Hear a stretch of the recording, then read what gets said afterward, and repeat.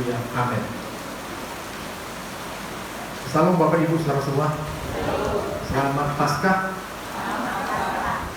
Baik, kita bersyukur bisa rayakan Paskah 2023. 2024. Hari Jumat kemarin Bapak Gembala melawat ke rumah sakit berdoa buat almarhum Om Putri.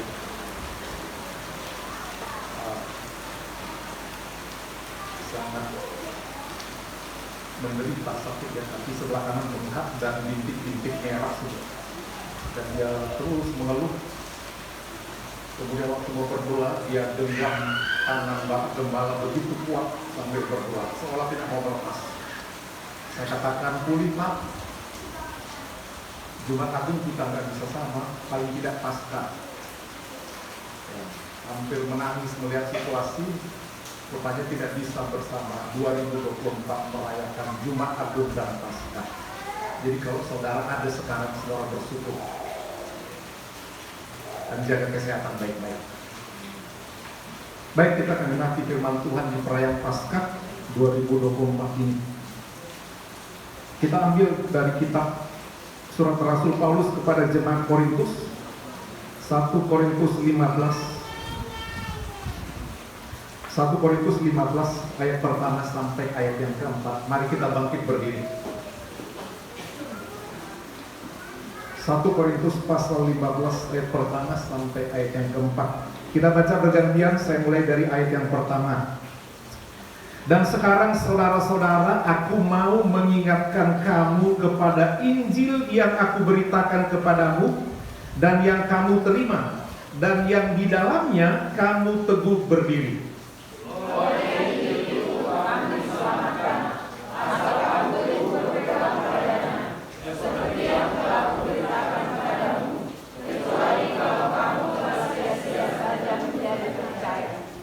Sebab yang sangat penting telah kusampaikan kepadamu, yaitu apa yang telah kuterima sendiri, ialah bahwa Kristus telah mati karena dosa-dosa kita sesuai dengan kitab suci. Bahwa Dia telah dikuburkan dan bahwa Dia telah dibangkitkan pada hari yang ketiga sesuai dengan kitab suci. Puji Tuhan, silakan duduk. Yang berbahagia adalah orang-orang yang mau mendengar firman Tuhan, merenungkannya dan melakukannya. Salah satu surat daripada Rasul Paulus kepada gereja yang ada di kota Korintus, dia pergi memberitakan Injil.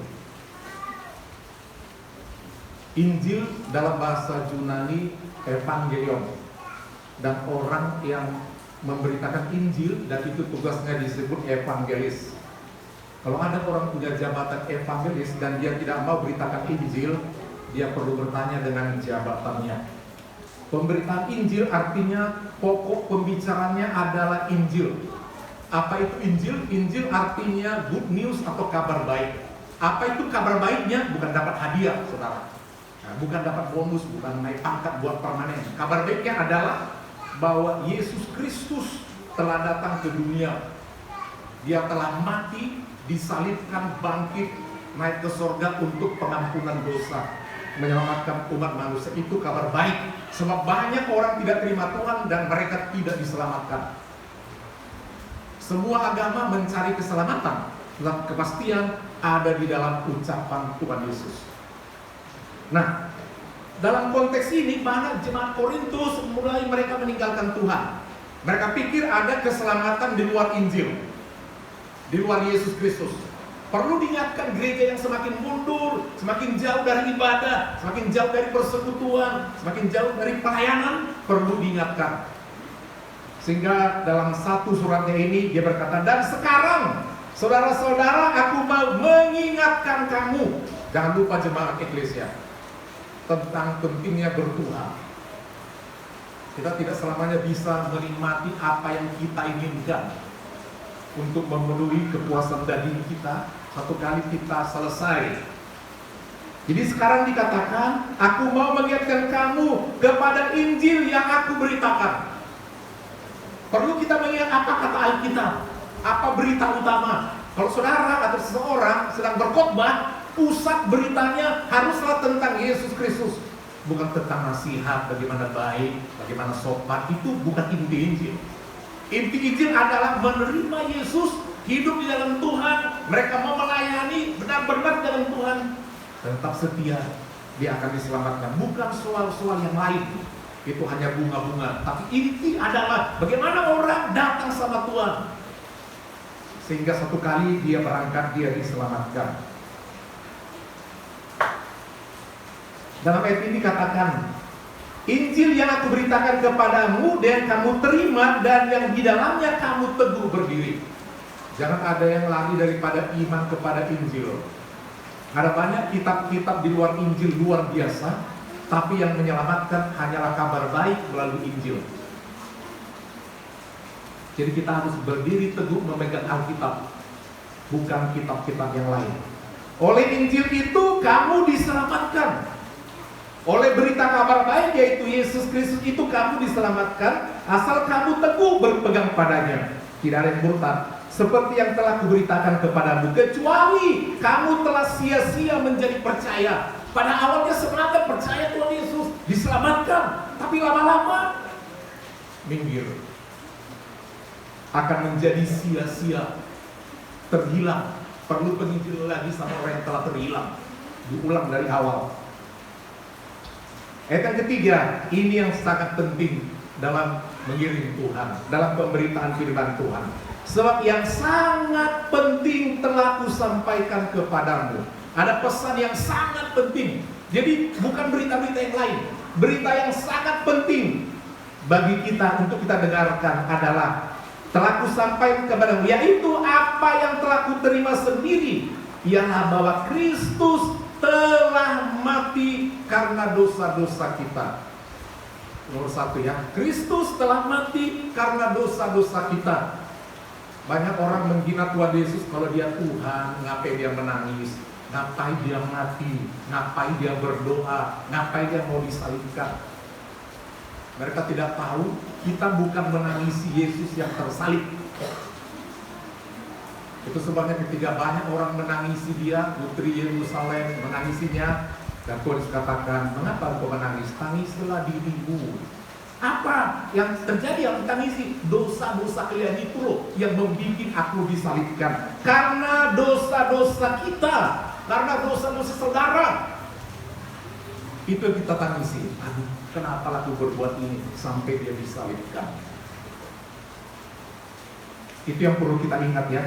Yesus disalibkan karena cintanya kepada kita, untuk menghapuskan dosa-dosa kita. Ini dikatakan sesuai dengan kitab suci.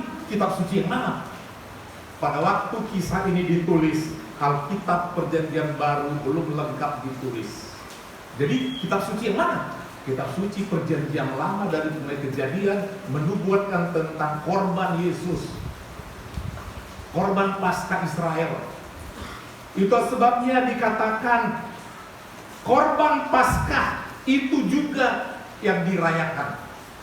Paskah yang kita rayakan sekarang adalah pinjaman daripada Paskah agama Yahudi. Dalam kekristenan tidak ada istilah Paskah ya. Paskah itu berasal dari kisah Perjanjian Lama, di mana orang Israel keluar dari Mesir. Tuhan katakan kalau mau keluar mesti ada korban anak domba, dan semua rumah yang ada dicat dengan darah, maka semua yang di dalam akan hidup. Tetapi rumah yang tidak ada darah, yaitu rumah-rumah orang Mesir, akan kematian anak sulung dan hewan sulung. Ada ratapan yang luar biasa. Kemudian bangsa Israel boleh didamaikan. Sebab kalau tidak didamaikan dengan darah, mereka akan datang malaikat maut. Itu sebabnya pas kematian, lewat kematian, malaikat maut datang ke setiap rumah yang tidak ada tanda darah. Oh, ada tanda lewat dari kematian. Itu sebabnya dipinjam oleh orang Kristen. Sebab ketika orang Israel merayakan Paskah, Yesus ikut-ikutan merayakan Paskah. Sebab dari kecil dia mengikuti tradisi Yahudi, dia jadi orang tuanya. Sebagai orang Yudaisme, mereka merayakan Paskah. Ikuti tradisi bahwa umat Israel pernah keluar Tapi Tuhan Yesus mau menggenapkan pada waktu itu. Itu yang disebutkan, lewatlah kematian itu dia bangkit. Lewat kematian, nggak ada kematian, dia menang. Lewat maut dikalahkan. Itu sebabnya dikatakan Paskahnya Yahudi kita adopsi menjadi Paskah. Di Alkitab tidak ada perjanjian baru merayakan Paskah versi orang Kristen. Itu semua adalah meniru. Demikian juga Pentakosta. Mana ada perayaan Pentakosta perjanjian baru. Cuman ketika tiba hari Pentakosta orang Yahudi semua merayakan hari panen raya. Itu panen raya. Ya, murid-murid berkumpul di satu tempat, di kamar loteng mereka berdoa. Tepat mereka ramai merayakan pesta panen gembira. Turunlah Roh Kudus. Yerusalem gempar, banyak orang merayakan Pentakosta. Anak Tuhan berdoa, serta berdoa, turunlah Roh Kudus. Ketika hari Pentakosta tiba, itu hari Pentakosta mereka Yahudi, turunlah Roh Kudus, sehingga kita adopsi kalimat Pentakosta itu menjadi hari turunnya Roh Kudus. Sebenarnya bukan, itu karena tepat saja. Demikian juga hari Paskah hari ini. Hari Paskah itu bukan perayaan Kristen, tapi perayaan orang Yudaisme atau Yahudi. Dan kita adopsi itu menjadi katakan Paskah lewatlah maut. Maut telah dikalahkan. Amin Bapak Ibu. Sekarang kita akan melihat apa artinya Paskah dalam kehidupan kita ini. Berapa waktu lalu ketika hari Jumat Agung, Bapak Gembala ingatkan supaya jangan lewatkan hari Paskah. Itu satu hal yang sangat penting. Kita akan melihat, saudara, mengapa begitu sangat penting berita ini. Dikatakan tadi dalam ayatnya yang ketiga, sebab yang sangat penting telah kusampaikan kepadamu. Apa? Yaitu yang dia terima bahwa Kristus telah mati dari dosa-dosa kita sesuai dengan kitab suci, itu kitab perjanjian lama. Dia telah dikuburkan. Artinya benar-benar mati. Dia dikuburkan layaknya orang mati, dikafani, dirempah-rempahi. Itu kita sadari, saudara. Tetapi dikatakan dan bahwa ia telah dibangkitkan. Sebuah pemimpin agama di dunia mati, tapi tidak dibangkitkan. Mau agama apa? Pemimpin apapun di dunia ini mati dan terus mati. Tapi Injil mau menceritakan bahwa yang satu ini dia bangkit. Itu yang disebut dengan kabar yang sangat penting, berita kebangkitan. Kristus telah mati bagi dosa-dosa kita. Kristus telah dikuburkan karena dia telah mati. Kemudian dia telah dibangkitkan pada hari yang ketiga. Kenapa pada hari ketiga? Harinya bukan dihitung 24 jam. Pergantian hari Jumat dia wafat, Sabtu ada di kubur, kemudian bangkit pada hari yang ketiga yaitu hari Minggu. Kenapa dikatakan hari Minggu, hari kebangkitan? Itu hari kebangkitan kerohanian juga. Hari kita juga diselamatkan oleh Tuhan melalui kebangkitannya. Jadi semua yang orang ejek, kenapa begini, kenapa diejek Tuhan kita? Saudara, dia bangkit membuktikan dia adalah Tuhan. Dia menang atas maut. Sebab apa? Dialah yang pernah bersabda, akulah jalan dan kebenaran dan hidup. Bukan dikatakan aku mati, enggak. Dan dia langsung katakan, tidak ada orang yang boleh datang kepada Bapa kalau tidak melalui aku. Kalau dia tidak bangkit, saudara tidak diselamatkan. Tapi karena dia bangkit, dia hidup, baru diselamatkan. Itu sebabnya jangan hanya rayakan Jumat Agung tanpa kebangkitan, tanpa Paskah. Sebab inti keselamatan itu di kebangkitan. Kalau sekedar mati memang bisa menyelamatkan, tapi bukan itu intinya. Jadi Yesus ketika dia mati, tujuannya adalah mendamaikan kita dengan Bapa di surga, mengampuni dosa-dosa kita. Tadi katakan karena dosa-dosa kita dia disalibkan. Bukan karena dia bodoh, bukan karena dia nggak bisa lepas dari, bisa. Tapi dia mau mengampuni dosa kita. Yang harusnya hukuman itu datang kepada saya harus digantung. Tapi dia mau ganti karena cintanya. Dan pujian kita katakan Yesus disalibkan karena cintanya. Itu yang perlu kita. Makanya kita harus tetap hormati dia. Kita sanjung dia. Karena apa? Dia menjadi si pengganti. Sehingga kita boleh berdamai dengan Tuhan. Kita tidak dihukum. Ini soal tidak dihukum masih. Baru soal berdamai, bukan soal diselamatkan. Tidak dihukum.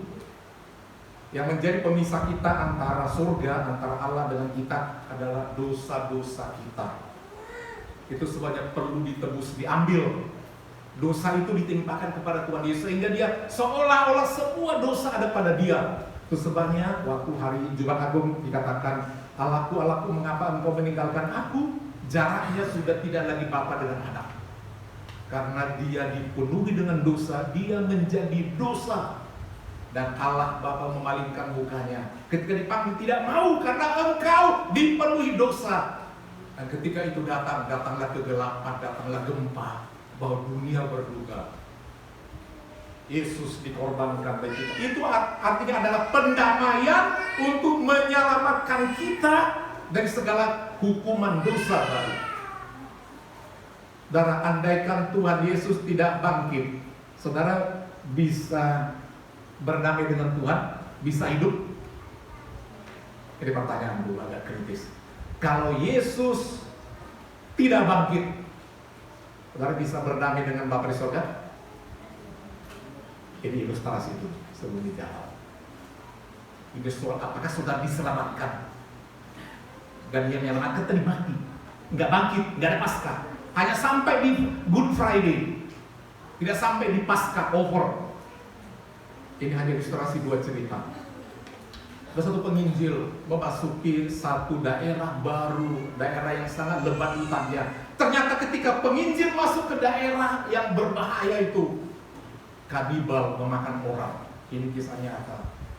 Hendak memakan si penginjil ini dengan panah-panahnya. Dia memberitakan Injil, kabar baik. Dan dia berteriak kepada Tuhan, Tuhan tolong selamatkan aku, supaya penduduk di sini boleh diselamatkan. Tidak ada jawaban. Panah mulai datang. Wah, dia terus begini. Tapi tiba-tiba datang satu pemuda yang gagah perkasa. Setiap panah yang datang, panas. Tiba-tiba kena ke dadanya. Yang menolong itu ambruk. Si penginjil selamat. Si penginjil selamat? Ini pertanyaan itu. Si penginjil selamat? Selamat. Yang menolong selamat? Mati. Selamatkah orang yang tadi itu? Selamat. Supaya kita tahu apa makna nanti bedanya dengan ketika bangkit lagi Yesus Kristus. Bayangkan kalau misalnya saudara bepergian ke luar negeri. Satu kali di bandara ada seorang ibu-ibu bilang begini, Dek, kita tolonglah, ini keberatan. Kamu berapa kilo? Kamu sekian. Oh masih bisa. Tolong bawakan ini ya. Nanti di sana aku kasih letihnya. Tolong diangkat ya sampai ke atas. Dibawakan dengan enteng, menolong orang. Jalan. Tiba-tiba sampai di X-ray.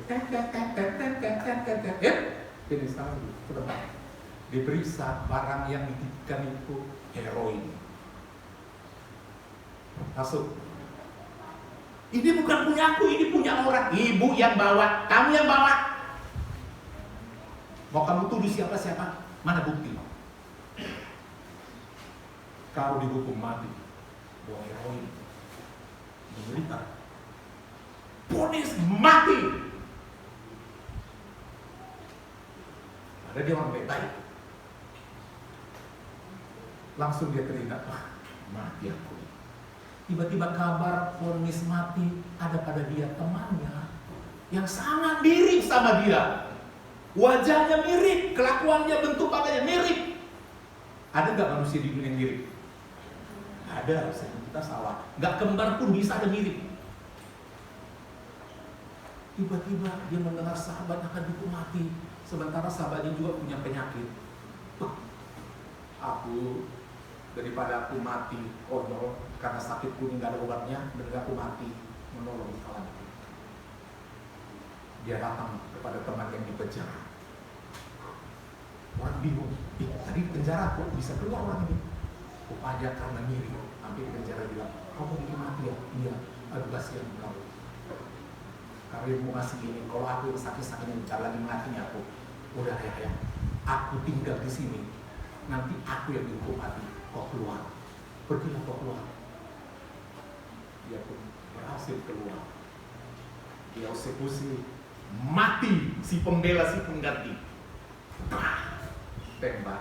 Selamat tadi. Yang pertama, selamat. Ini nggak nyambung nih, nggak jawabannya. Selamat. Orang yang lain mati. Anda Yesus Kristus udah disalibkan tapi tidak bangkit. Selamat kita. Kita berdamai. Tapi memang dia harus bangkit untuk membuktikan dia Tuhan. Dia bisa mengalahkan maut. Masih banyak perjalanan untuk memberkati kita, membimbing kita. Itulah sebabnya kita harus rayakan Paskah dengan sukacita, sebab dia bangkit, memberikan pengharapan kepada kita, dan dia akan siapkan lagi berkat-berkat bagi kita. Itulah kebaikan Tuhan. Itu sebabnya saudara, kebangkitan Tuhan mesti dirayakan. Dan sejak saat kebangkitan itu, gereja berubah. Gereja berubah. Digantilah ibadah hari Sabat, Sabtu berubah menjadi hari Minggu. Saking sukacitanya. Kenapa itu berubah? Karena memang kita pengikut Kristus yang bangkit.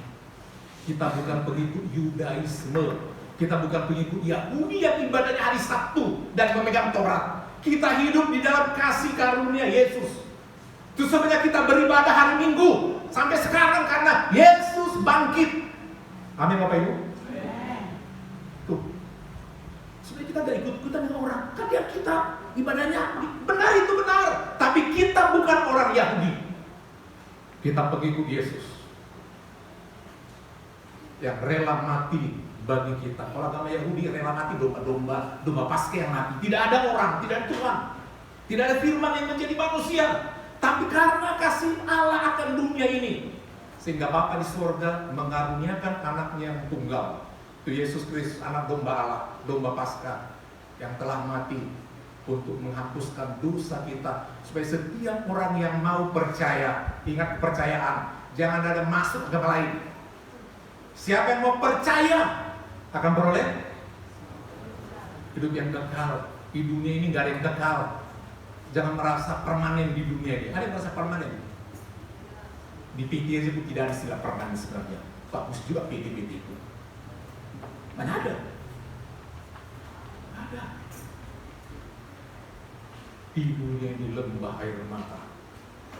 Makanya dari lahir anak-anak kita, ada anak-anak kalau lahir langsung nilai, puji Tuhan, ada lu ketawa-ketawa. Senang kali di dunia. Apa yang terjadi kalau anak lahir? Nangis. Dan kalau nggak nangis dipukul. Tapi itu pasti ada kurangnya. Nggak normal. Kalau mau meninggal, ketawa, kita mau meninggal. Aku udah sakit, bersyukur, mau mati, ketawa-ketawa. Ada. Baru sakit sih, kita udah kamu minum. Kan begitu kan? Lahir nangis, mau berangkat juga menangis. Tidak ada yang permanen. Ingat, satu tempat tinggal yang sudah disediakan Tuhan. Dan berbahagia saudara boleh rayakan 2024 sama Bapak Gembala, bisa rayakan Paskah tahun ini. Puji Tuhan. Coba beri kemuliaan sama Tuhan. Itu satu sukacita. Sebab kita tidak bisa membeli waktu. Nggak ada dijual di toko waktu. Kalau ada beli kalian lah. Untuk berapa lama hidup di dunia ini. Tapi tidak ada. Kita adalah manusia yang terbatas. Jadi saudara, hal yang sangat penting dalam hidup ini, sangat penting, perlu kita mengingat, Kristus telah mati karena dosa-dosaku. Coba kita katakan dulu pada diri kita supaya kita tahu menghargai Kristus itu siapa. Coba katakan, Kristus telah mati karena dosa-dosaku. Coba sebutkan. Kalau saudara yakin itu, dosa saudara diampuni. Kalau saudara tidak mau sebut, dosa saudara tetap. Jadi penting soal pengampunan. Ya, dia disalibkan karena pelanggaran kita. Dia dianiaya karena pemberontakan kita.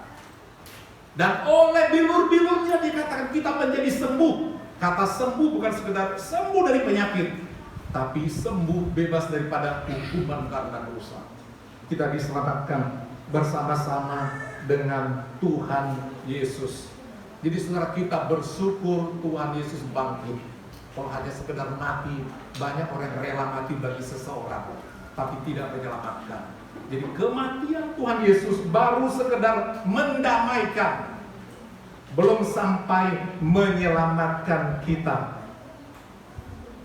Roma 5 ayat 10, tolong dalam teks di layar. Roma 5 ayat 10.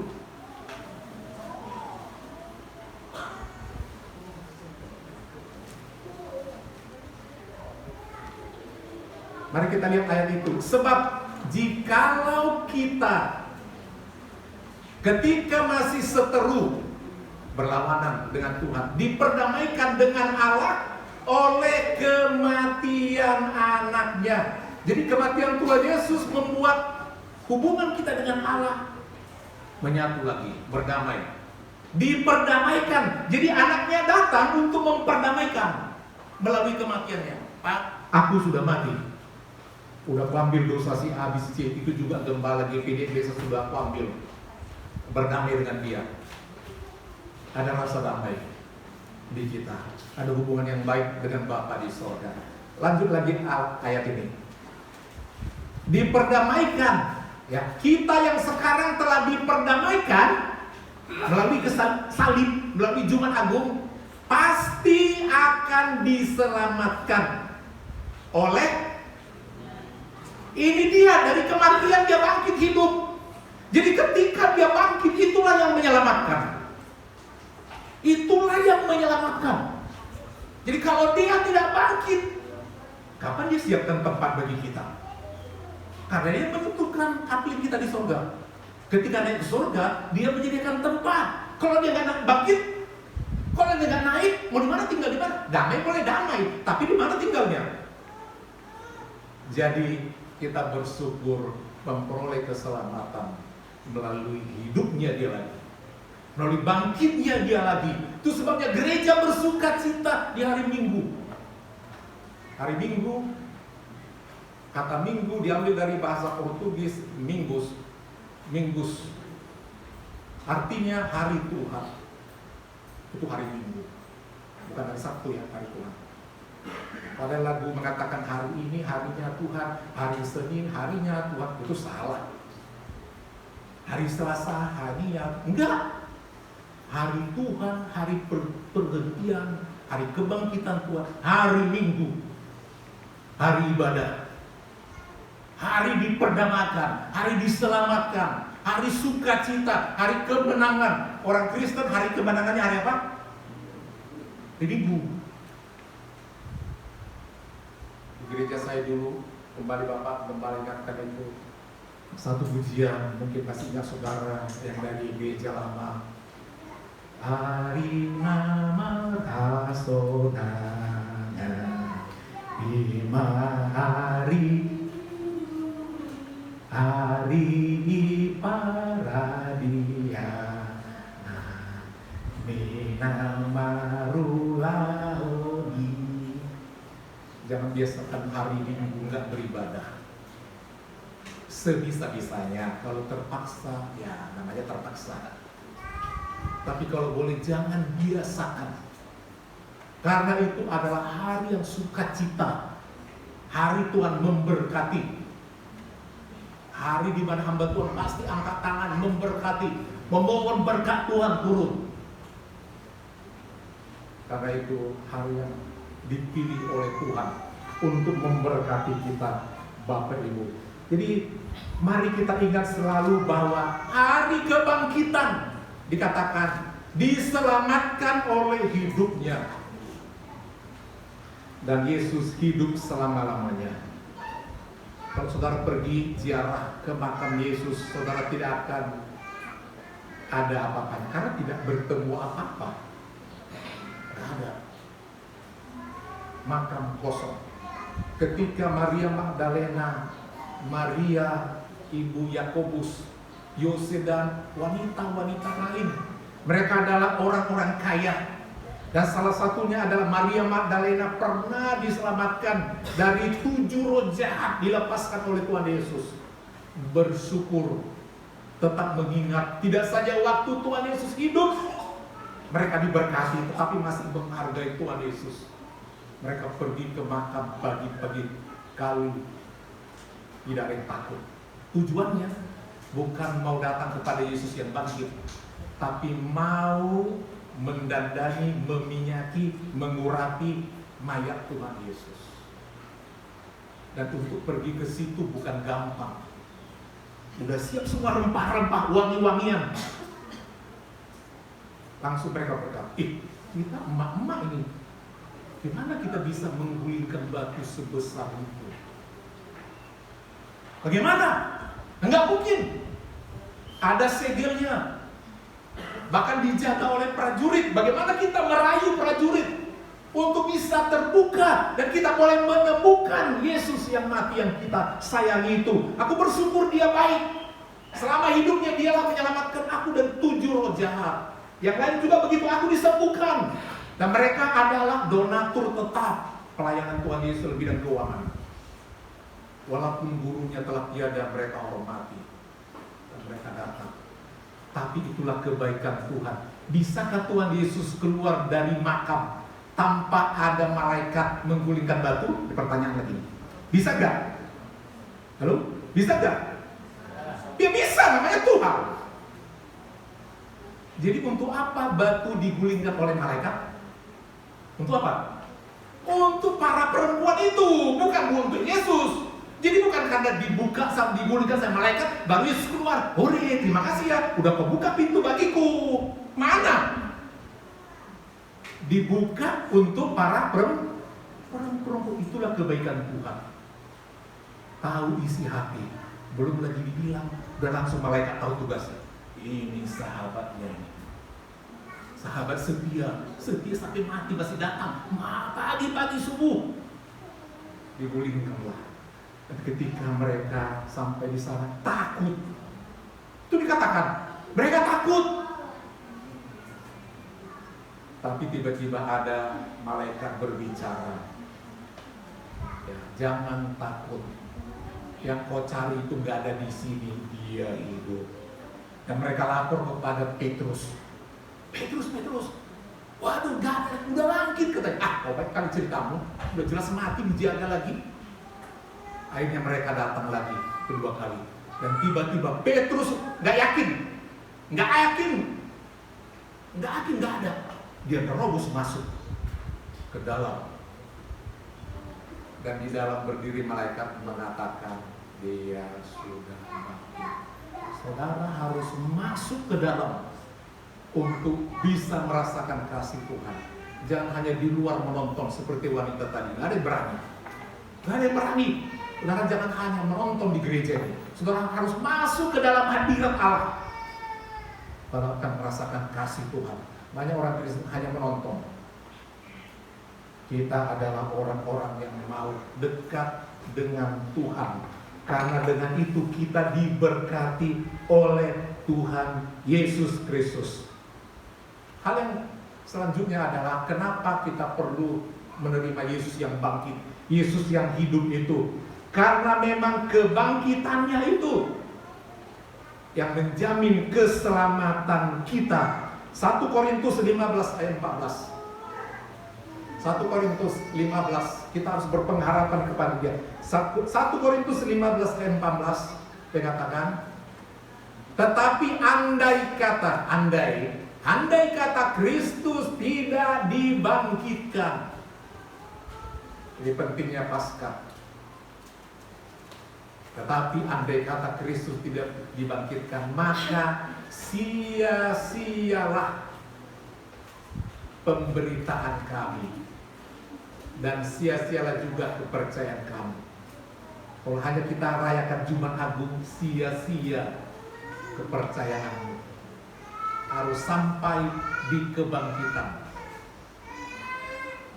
Sebab itulah yang membuktikan dia berbeda sama yang lain. Kalau nggak sama yang lain kan, udah mati. Coba nabi-nabi agama seberang, mati sampai sekarang mati. Pemimpin agama yang lain lagi begitu, mati ya mati.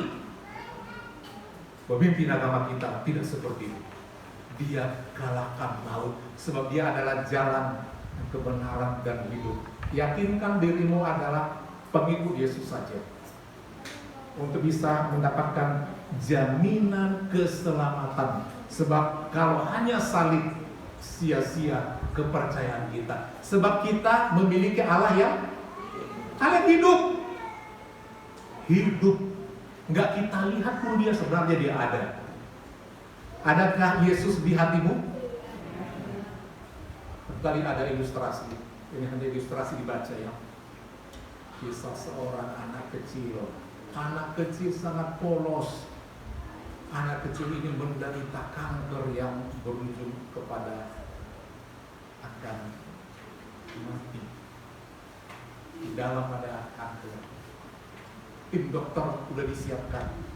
Anak kecil ini dari kecil rajin sekolah minggu. Satu kali guru sekolah minggu katakan, Yesus lahir di hati kita. Dia ada di hati kita.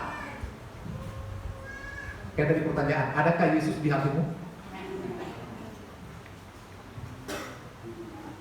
Waktu mau dibedah, dia bilang sama tim dokter, dan tim dokter itu umumnya ateis. Anak ini kebetulan percaya kepada Tuhan, dan guru sekolah minggu bilang Yesus ada di hati kita. Dia tidak kelihatan tapi dia ada. Dia siap menolong kita. Tapi dia sakit. Dan ketika dia mau dioperasi, mau dibedah, dia bilang kepada kepala dokter itu yang mau operasi, Dok, hati-hati ya, nanti kalau dibedah dadaku ketemu sama Tuhan Yesus. Ketawa yang ateis itu. Iya dok. Alkitab bilang Yesus ada di hati ketika kita percaya. Mereka main ketawa. Tapi si anak ini yakin Yesus ada di hatinya. Ketika dibedah pasti ada Yesus. Dia yakin. Dan dia dibius untuk operasi. Dan ketika dibedah, turunlah hadirat Tuhan. Hadirat Tuhan turun. Wujud Yesus tidak ada, tapi hadirat ada. Dokter semua gemetar. Gemetar semua dan menangis. Kenapa? Kenapa ini? Bergetar semua. Rasakan ada satu hal yang hadir, hadirat Allah. Kemudian dengan cermat mereka bekerja dengan kuasa urapan itu. Selesai pembedahan dan anak itu sembuh. Dan ketika dia sadar, dia berkata, dokter tadi ketemu sama Tuhan Yesus enggak? Aku percaya Tuhan. Karena ketika kami mengoperasimu, kami semua dikendalikan oleh satu kuasa yang kami tidak tahu. Kami tidak sanggup mengangkat penyakit itu, tapi karena ada kuasa yang datang, kau sembuh. Tidak ada sel kanker, kau sembuh. Itu perlu kita ada punya iman yang bertuhan itu, iman yang sederhana. Amin Bapak Ibu. Pertanyaan sekali lagi, adakah Yesus di hatimu? Saudara pasti diselamatkan.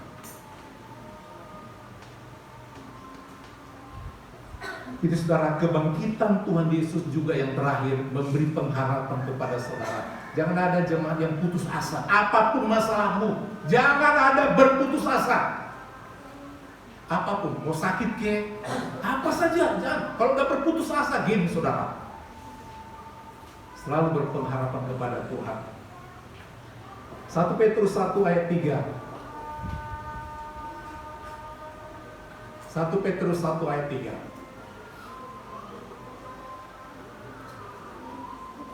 Terpujilah Allah dan Bapa Tuhan kita Yesus Kristus, yang karena rahmat-Nya yang besar telah melahirkan kita kembali menjadi manusia baru. Melahirkan kita kembali oleh kebangkitan Yesus Kristus dari antara orang mati kepada suatu hidup yang penuh pengharapan. Jangan ada yang putus asa. Nggak mampu aku mengikuti pendidikan ini. Jemaat Iglesia semua harus diberkati oleh Tuhan, karena kalimat ini katakan penuh pengharapan. Kesaksian-kesaksian tadi mengatakan jemaat berpengharapan. Ada status jadi begini, lulus, judisium, permanen, pasti ada saja. Jangan ada jemaat yang putus pengharapan. Apapun, pasti ada kebaikan. Amin. Dia tahu masalahmu, dia tahu tangisanmu, dia tahu pergumulanmu, sebab Yesus hidup. Untuk mati aja dia mau, untuk mati aja dia mau. Masakan yang lain dia tidak mau. Tetaplah beriman kepada Yesus. Mari kita lanjut dulu.